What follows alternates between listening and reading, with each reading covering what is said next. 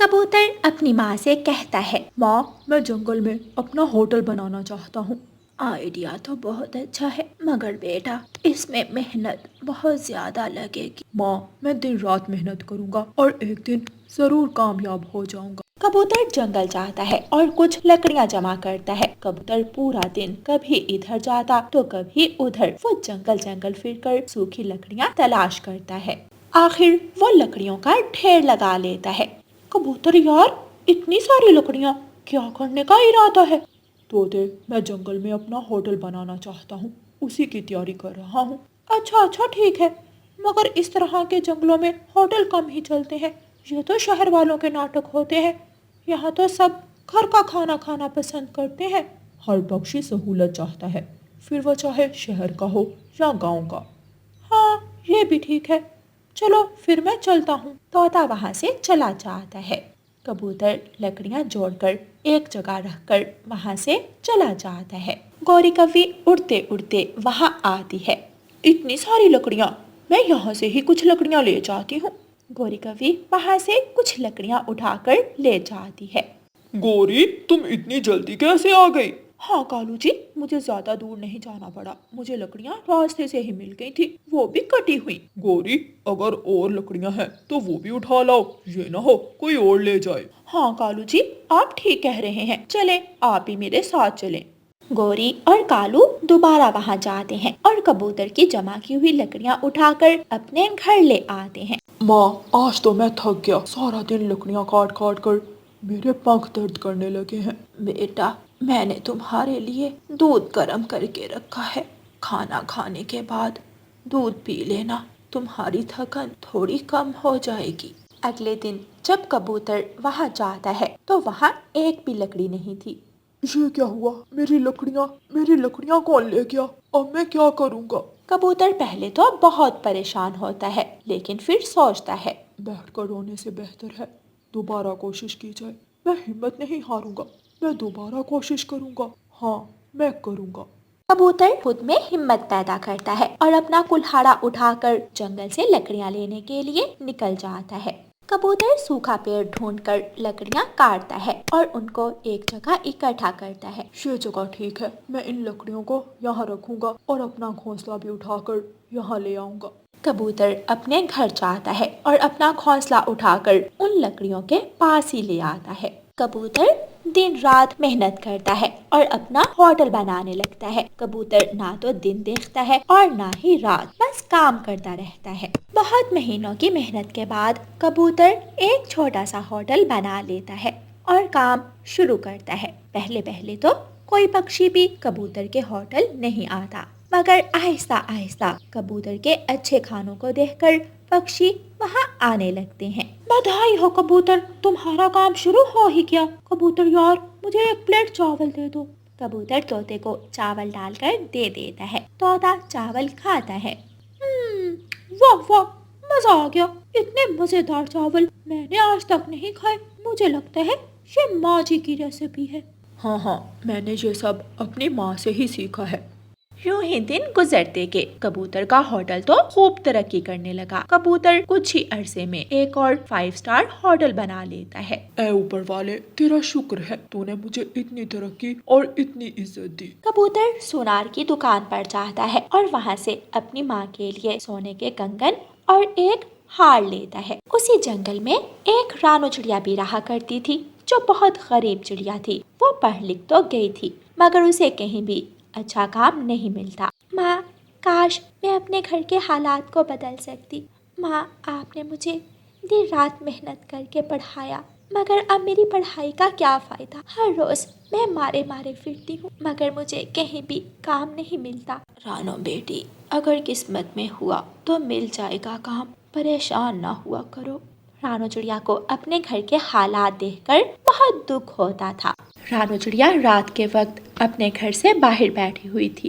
कितनी मेहनत की, क्या क्या सोचा था, बड़ी होकर ये करूँगी, बड़ी होकर वो करूँगी, मगर अब बड़ी हुई हूँ तो समझ में नहीं आ रहा कि आखिर करूँ क्या। अगले दिन रानो चिड़िया कबूतर के होटल पर जाती है और काम के बारे में पूछती है। हाँ रानो चिड़िया, मुझे भी काम के लिए किसी की जरूरत तो है। मैं तुम्हें 1 महीने का 1000 रुपए दूंगा। हाँ कबूतर भैया, ठीक है, आपका बहुत बहुत शुक्र। मगर तुम्हें एक वादा करना होगा, तुम मेरी सीक्रेट रेसिपीज के बारे में कभी भी किसी को नहीं बताओगी। वादा, पक्का वादा।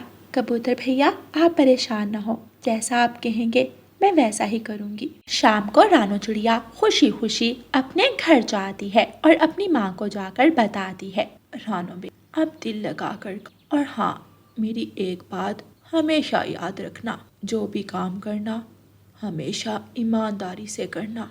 अगर तुम ईमानदारी के रास्ते पर चलोगी तो तुम बहुत आगे जाओ। हाँ माँ, मैं काम दिल लगा कर करूंगी। अगले दिन रानू चिड़िया खुशी खुशी होटल चली जाती है। सबसे पहले इसमें हम ऑयल डालेंगे। ऑयल डालने के बाद थोड़ा जीरा और थोड़ी देर बुनाई करने के बाद हम इसमें। कबूतर रानू चिड़िया को सारा काम बताता है। रानू चिड़िया बहुत ज़हीन थी, वो कुछ ही दिनों में सब समझ जाती है और काम करने लगती है। एक दिन रानू चिड़िया काम पर आ रही थी कि उसे रास्ते में गौरी कवि रोक लेती है। अरे रानो, क्या तुम उस कबूतर के साथ काम करने लगी हो? हाँ, मैं उनके साथ ही काम करती हूँ। कितनी तनख्वाह देता है? ऊपर वाले का शुक्र है, गुजारा अच्छा हो जाता है। अच्छा गौरी बहन, अब मैं चलती हूँ। रानू चिड़िया वहाँ से चली जाती है।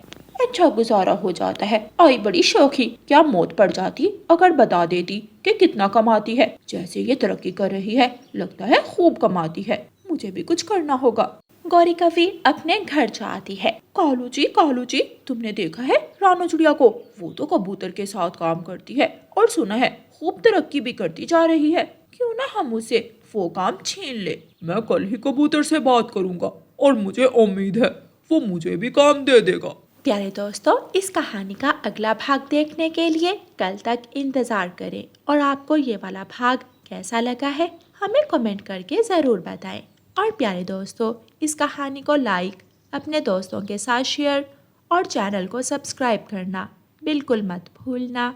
आपका धन्यवाद। रानू चिड़िया की ऐसी कहानियाँ सुनने के लिए YouTube सर्च बार में रानू चिड़िया की कहानी लिखें या फिर ये बटन दबाकर बोलकर कहें रानू चिड़िया की कहानी। कालू जी जल्दी करें, पहले ही देर हो गई है। आधे पक्षी तो नाश्ता किए बिना ही चले गए होंगे। ना जाने मेरी आंख जल्दी क्यों नहीं खुलती। हाँ, चलो सब तैयार है। गौरी कवि और कालू कौवा अपना कुछ सामान लेकर अपने चाय वाले ढाबे पर चले जाते हैं। आ जाओ, चाय पराठा खा लो, चाय पराठा खा लो। बहुत सारे पक्षी गौरी कवि के ढाबे से ही नाश्ता करके अपने अपने काम पर निकल जाते थे।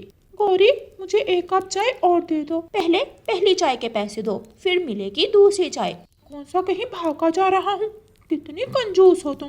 किसे बोला कंजूस? मैं कंजूस हूँ? तुम्हारी इतनी हिम्मत? तुम्हारी माँ होगी कंजूस, तुम्हारी बहन होगी कंजूस, तुम होगे कंजूस। मेरी माँ के बारे में कुछ मत कहो, वरना क्या? तुम कर ही क्या लोगे? जब खुद पराठा बनाकर खाना पड़ेगा तो फिर पता चलेगा तुझे, मोटी चोंच वाले।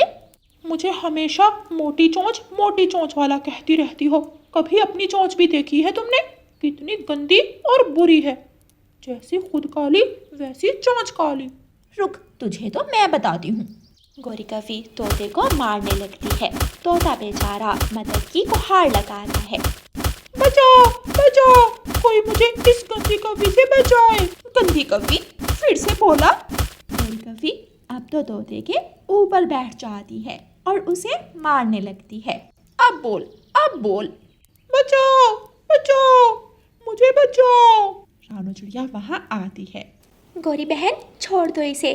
क्या अब जान से मारोगी? अगर दोबारा मेरे ढाबे पर आया तो मैं तुम्हारा मुंह तोड़ दूंगी।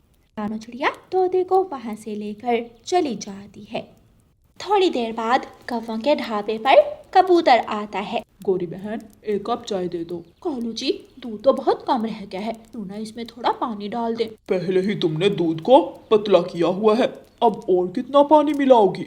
आप तो बस हर वक्त डरते ही रहते हो। कुछ नहीं होता, 1 गिलास पानी और डाल देते हैं। गौरी कवि चाय में और पानी मिला देती है। कबूतर थोड़ी सी चाय पीता है और बाकी की चाय गिरा देता है। थू, ये चाय है, यूं लग रहा है जैसे गंदा पानी हो।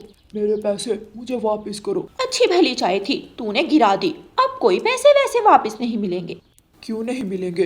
मेरे पैसे वापस दो, मेरे पैसे दो। अगर आप दोबारा बोले तो तोते की तरह मार कर भेजूंगी। गंदे कौवे, बुरे कौवे। ऐसे कहते हुए कबूतर भी वहाँ से चला जाता है। गौरी कौवी और कालू कौवा अपने घर चले जाते हैं। रात हो जाती है। गौरी, सब पक्षियों से तुम लड़ाई करती हो, ये ना हो हमारा धंधा ही बंद हो जाए। मैं कौन सा जानबूझकर लड़ाई करती हूँ, वो पक्षी खुद ही मुझे गुस्सा दिलाते हैं। अब बस करें, आप मेरा मूड खराब मत करें। यूं ही दिन गुजरते गए। गौरी कौवी सब पक्षियों से लड़ाई करती और दिन ब दिन चाय भी पतली करती जा रही थी। चिड़िया रानी, तुम भी तो इतना अच्छा पराठा बनाती हो और साथ में चावल भी। तुम ढाबा खोलो ताकि उस गंदी कौवी से हमारी जान छूट जाए। कबूतर भैया, क्या मेरा ढाबा चल सकता है? हाँ बिल्कुल चल सकता है। सब पक्षी उस काली कौवी से तंग हैं, सब आपके पास ही आएंगे। अच्छा, तो फिर ठीक है। अगले दिन रानो चिड़िया भी गौरी कौवी के ढाबे के साथ ही अपना ढाबा खोल लेती है। आइए आइए, चाय पराठा खाइए, चाय पराठा खाइए। आज सब पक्षी रानो चिड़िया के ढाबे पर ही जा रहे थे। गौरी कौवी भी अपने ढाबे पर पहुंच जाती है। ये क्या, इस छोटी चिड़िया की इतनी हिम्मत, मेरे ही ढाबे के सामने ढाबा बना लिया है। गौरी उड़ती हुई रानो चिड़िया के पास जाती है। तुम यहाँ ढाबा नहीं खोल सकती। क्यों भाई, ये जंगल सबका है और मैं तो यही काम करूँगी, तुम भी करो। गौरी कौवी अपने ढाबे पर जाकर बैठ जाती है, मगर आज कोई भी पक्षी गौरी कौवी के ढाबे पर नहीं जाता। गौरी कौवी बैठी रानो चिड़िया के ढाबे की तरफ देख रही थी। आ जाओ, सब आ जाओ, बहुत स्वादिष्ट पराठा है और चाय तो लाजवाब है। आ जाओ, सब आओ, मजेदार पराठा खाओ, चाय पियो और सर का दर्द भगाओ। दिल तो कर रहा है इस मोटी चोंच वाले तोते की एक बार फिर से धुलाई करूं। कैसे मजे ले लेकर बोल रहा है। यूं ही शाम हो जाती है। गौरी कौवी अपनी सारी चीजें लेकर वापस घर चली जाती है। ये क्या, आज कुछ भी नहीं बिका क्या? चाय भी वैसे ही है। नहीं, आज उस रानो चिड़िया ने भी हमारे ढाबे के सामने ढाबा खोल लिया है। अब हमारे ढाबे पर कोई भी पक्षी नहीं आता। गौरी, इसलिए मैं तुम्हें कहता था कि पक्षियों से लड़ाई ना किया करो। तुम फिक्र ना करो, मैं भी कोई ना कोई जुगाड़ लगा ही लूंगी। कल मैं चिड़िया से आधे दामों पराठा बेचूंगी, देखना फिर सारे पक्षी मेरे पास ही आएंगे। फिर अगले दिन गौरी कौवी 100 रुपए का पराठा 50 का बेचने लगती है। तोता गौरी कौवी के पास जाता है। 100 का पराठा 50 का? अगर अब तुम 100 वाला पराठा 10 का भी बेचो तो फिर भी तुम्हारे ढाबे पर कोई नहीं आएगा। रुक रुक जरा, तू लगता है पहली मार भूल गए हो। तोता वहां से चला जाता है और रानो चिड़िया के पास जाता है।